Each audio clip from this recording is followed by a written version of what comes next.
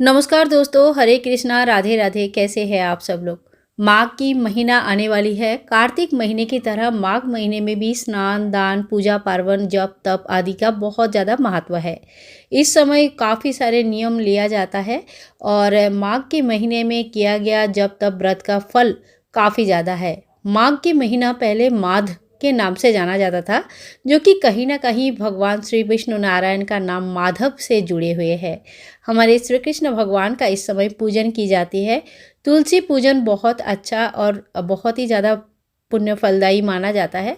माघ के महीने में बहुत सारा नियम है जो हम ले सकते हैं, या हमें थोड़ा बहुत कुछ नियमों का पालन जरूर करनी चाहिए। इस साल 26 जनवरी से माघ मास शुरू हो रहा है और 24 फरवरी तक माघ मास रहेगा। 24 फरवरी को माघ की पूर्णिमा होगी और उसी दिन माघ स्नान का उद्यापन भी होगा। 26 जनवरी से माघ मास शुरू हो रहा है, लेकिन 25 जनवरी का है पौष महीने की आखिरी दिन, यानी कि पूर्णिमा। और माघ स्नान आपको अगर कोई करना चाहते हैं तो 25 जनवरी से ही आपको माघ स्नान शुरू करनी है। साल के 11वें महीने का नाम माघ है और माघ जो नाम होता है ना, माघा नक्षत्र से युक्त पूर्णिमा के कारण दिया गया है। श्री कृष्ण जी की पूजा तथा नदी में स्नान करना स्वर्गलोक की प्राप्ति करवाता है। माघ महीने में गंगा स्नान का बहुत बड़ा महत्व है और गंगा स्नान जो करते हैं, स्नान दान का पुण्य फल कई हजार गुना उनको मिलते हैं। स्नान दान पूजा पाठ जन्मों की पापों से भी हमें मुक्ति मिलती है। पवित्र नदी में भी स्नान किया जाता है और इस समय बहुत सारी जगह पे दीपदान भी किया जाता है। माघ स्नान में जो लोग एक बार भोजन करते हैं और व्रत का पूर्णतः पालन करते हैं, वो किसी धनवान कुल में जन्म लेते हैं। माघ के महीने में ब्राह्मण को तिल दान जो करते हैं, वो सभी प्रकार के जो नरक यंत्रणा होता है, नरक के दर्शन उनको नहीं करना पड़ता है। माघ से स्नान पौष मास की पूर्णिमा से ही शुरू हो जाता है, मैंने आप लोगों को कहा। और पौष मास की पूर्णिमा 25 जनवरी 2024 को है। तो इसी दिन से सुबह आप माघ स्नान का नियम लेकर पूरे 1 महीना तक माघ स्नान कर सकते हैं। अगर आप किसी पवित्र नदी में जाकर स्नान कर सकते हैं तो बहुत अच्छा है, और अगर नहीं जा पाते हैं तो अपने स्नान के जल को पवित्र गंगा जल की तरह बनाकर स्नान कर सकते हैं। इसकी आपको बता देती हूँ कैसे करेंगे। 3-4 प्रकार से आप कर सकते हैं। जैसे अपने स्नान के पानी के जहाँ पे स्नान करेंगे उस जगह पे पहले गंगा जल डाल लीजिए और फिर स्नान का पानी उसमें भर लीजिए, तो इस तरह से वो गंगा जल का समान माना जाता है। अपने स्नान जल में तुलसी दल जो है होता है, उसके रस मिला के या तुलसी पत्ते मिलाकर भी स्नान कर सकते हैं। इस केस में आपको ख्याल रखना पड़ेगा कि तुलसी दल बिल्कुल नाला में बहना नहीं चाहिए। आप नहाने के बाद उस तुलसी दल को धोकर अच्छे से तुलसी के जो गमला है उसी में वापस रख दीजिए, वो अपने आप खाद बन जाता है। ठीक है। या तो फिर आप काले तिल डालकर भी माघ स्नान कर सकते हैं। माघ स्नान करने का नियम है कि आप ब्रह्म मुहूर्त में स्नान करें, यानी कि 3 बजे से लेकर सवेरे 3:30 बजे से लेकर 4:30-5 बजे तक ब्रह्म मुहूर्त माना जाता है। अगर इतना सुबह भी नहीं कर पाते हैं तो कोई बात नहीं, 6 बजे से पहले पहले कम से कम आपको स्नान कर लेना चाहिए। माघ स्नान का नियम जो लेंगे वो पीरियड्स में भी अपना स्नान करेंगे। और ये एक क्वेश्चन आता है, इसीलिए साथ साथ में बताते जा रही हूँ, आप लोग सुन लेना। पीरियड्स के समय आप कोई ग्रंथ नहीं पढ़ सकते, माला जप नहीं कर सकते, पूजा नहीं कर सकते, पर स्नान जो अगर किसी ने नियम लिया है तो स्नान का नियम आप कंटिन्यू कर सकते हैं। हाँ, व्रत कथा कोई भी कथा आप सुन सकते हैं, किसी कोई और पढ़ देंगे तो आपको सुनने में कोई दिक्कत नहीं। मन ही मन जप कर सकते हैं, माला जप मत कीजिएगा। ठीक है। तो ये हो गया माघ स्नान का संबंध में मैंने आपको बता दिया। और नदियों में अगर आप नहीं, संभव नहीं है किसी के लिए भी डेली नदी में जाके स्नान करना, गृहस्थ जीवन में खास करके लेडीज़ के लिए तो बिल्कुल पॉसिबल नहीं होता है। उस केस में आप घर में ही इस तरह से माघ स्नान कर सकते हैं। हरे राम का नाम कीर्तन जप करना बहुत अच्छा माना जाता है। आप चाहे तो इस समय नियम ले सकते हैं राम राम जप करने का। जैसे प्रतिदिन अगर आप 21 बार राम राम जप करना चाहते हैं तो राम राम 1, राम राम 2, राम राम 3, राम राम 4, राम राम 5, राम राम 6, इसी तरह से 21 बार आप मन ही मन राम राम का जप कर सकते हैं। और इस मंत्र को जप करने के लिए आपको शुद्ध अशुद्ध अवस्था में कहीं पे भी हो, कैसे भी हो, कुछ भी सिचुएशन में आप हो, चाहे आप सोने से पहले, जगने के बाद, खाना बनाते टाइम पे, कभी भी इस मंत्र का जप कर सकते हैं। तो ये एक बहुत ही सरल उपाय है अपने आप को अंदर से शुद्ध करने के लिए। तो आप इस उपाय को जरूर कर सकते हैं। इसके बाद आप दीपदान का नियम ले सकते हैं। आप चाहे तो अपनी मंदिर में दीपदान कर सकते हैं, शिवालय में दीपदान कर सकते हैं, भगवान श्री विष्णु नारायण की मंदिर में दीपदान कर सकते हैं, गौशाला में या आकाश दीपदान भी कर सकते हैं, तुलसी में दीपदान कर सकते हैं। पर जो भी नियम लेंगे आपको पूरे महीने के लिए नियम लेना है। और बीच में जब पीरियड्स आएगा तो उस टाइम पे खाली आपको ये सारी चीज़ें नहीं करनी है, बंद रखना है। वो 3-4 दिन, 5 दिन, 7 दिन, जिसका भी जैसे नियम है उस हिसाब से बंद रखना है और उसके बाद फिर से आप कंटिन्यू कर सकते हैं। देखिए, लेडीज़ का ये एक नेचुरल प्रोसेस है जो कि हम इग्नोर नहीं कर सकते। इसका मतलब ये कतई नहीं है कि हम महीना भर कोई भी पूजा पार्वण कुछ भी नहीं करें।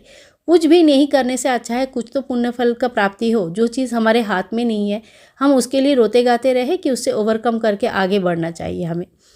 तो माघ के महीने के टाइम पे आप कोई भी महात्म पढ़ सकते हैं, कोई बुक पढ़ने का नियम ले सकते हैं।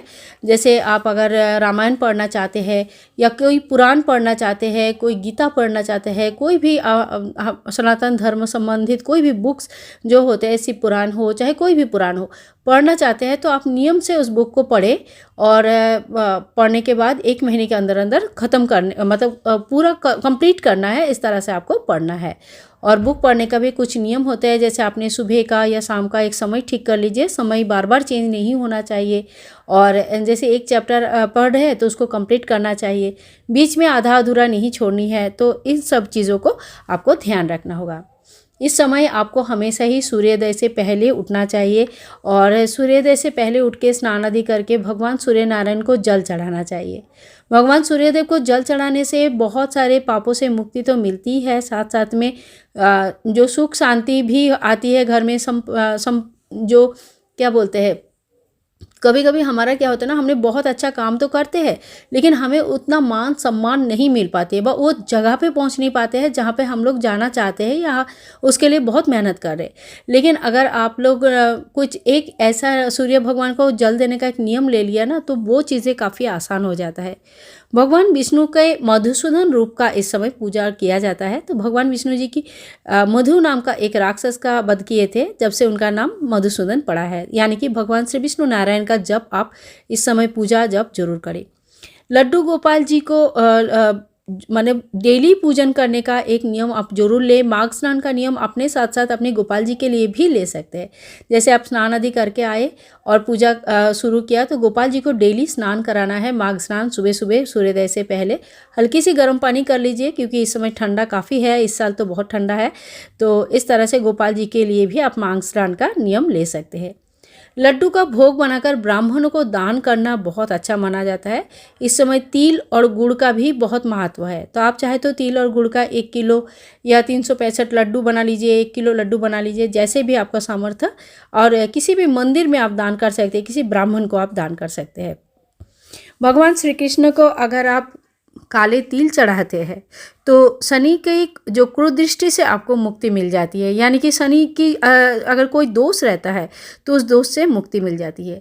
काले तिल से अगर तर्पण कर लेते हैं तो पितृदोष से भी मुक्ति मिलती है। पितृदोष देखिए पूरा पूरा खत्म तो होता नहीं है, लेकिन हाँ थोड़े थोड़े छोटे छोटे चीज़ें करते रहेंगे ना तो पितृदोष से भी धीरे धीरे पितृदोष कम होते रहते हैं और मुक्ति मिलती है।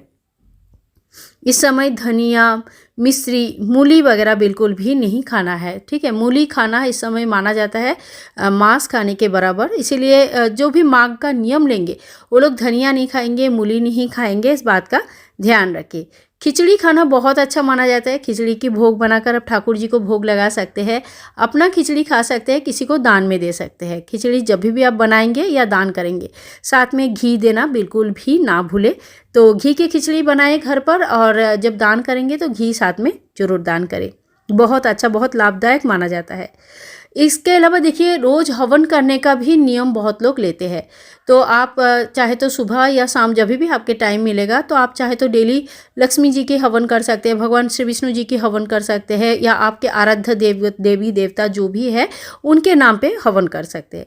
भूमि शयन, ब्रह्मचर्य का पालन इत्यादि नियम तो कॉमन होता है सभी में।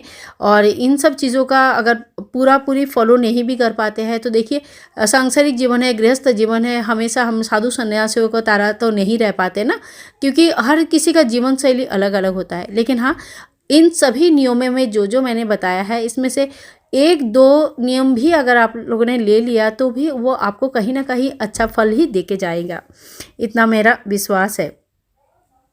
इस समय देखिए माघ का कथा आपको ज़रूर सुनना चाहिए। एक बुक आता है माघ मास महात्म्यम, आप चाहे तो उस बुक को ले सकते हैं और कोई भी दुकान में, पूजा के दुकान में आपको मिल जाएगा। तो आप उनको देख के पढ़ लीजिए हर रोज़ का एक कथा, या तो आप कहीं पे सुन भी सकता है, इंटरनेट पे भी पढ़ सकते हैं।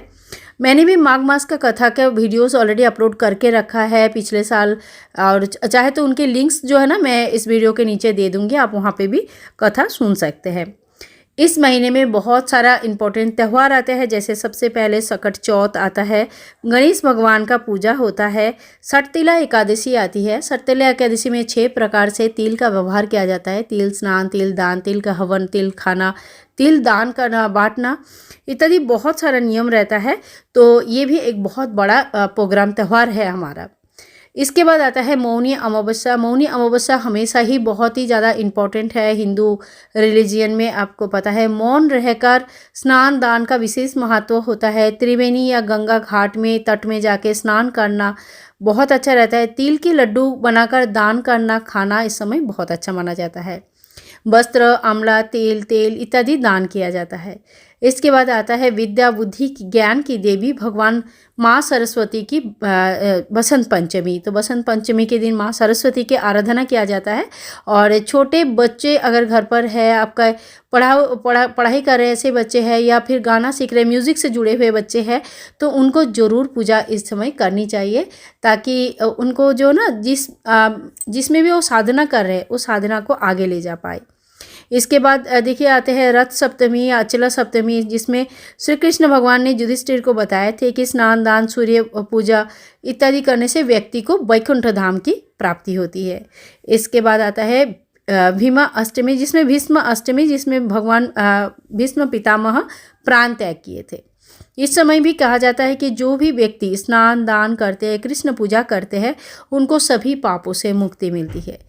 और last but not the least, Magh Purnima बहुत ही ज़्यादा खास माना जाता है। इस समय चंद्रदेव जो है ना 16 कलाओं में पूर्ण रहते हैं और अमृत वर्षा करते हैं। जो वनस्पतियों में और जो पुकुर होते हैं, ओपन पानी जो होता है ना, जो जल उसमें आते हैं, तो हमें उस चीज़ का जो प्लस पॉइंट्स है, जो पॉजिटिव ऊर्जा है, वो ग्रहण जरूर करनी चाहिए। पूर्णिमा के दिन पूजा करने से बहुत सारे पापों से मुक्ति मिलती है, चंद्र दोष से मुक्ति मिलती है, और माताएं अपने बच्चों के लिए पूर्णिमा का पूजा जरूर करते हैं। तो ये थी माघ मास संबंधी कुछ नियम जो आप ले सकते हैं, कुछ जानकारियाँ जो आपको जानना जरूरी है। आशा करती हूँ आज के वीडियो आप लोगों के लिए बहुत ही हेल्पफुल रहा होगा।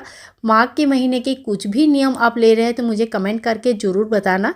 और मैं भी छोटे छोटे कुछ नियम लेती रहती हूँ, कुछ ना कुछ महीने के। हाँ, बहुत ज़्यादा बड़ा नियम तो नहीं ले पाती हूँ, लेकिन हाँ छोटे बड़े कुछ ना कुछ नियम ज़रूर लेती हूँ, ताकि मेरा भी एक आदत बने और आगे चल के मुझे भी कुछ पॉजिटिव ऊर्जाएँ मिले, मुझे भी आगे की तरफ बढ़ने का कुछ हेल्प मिले हमारे भगवान से।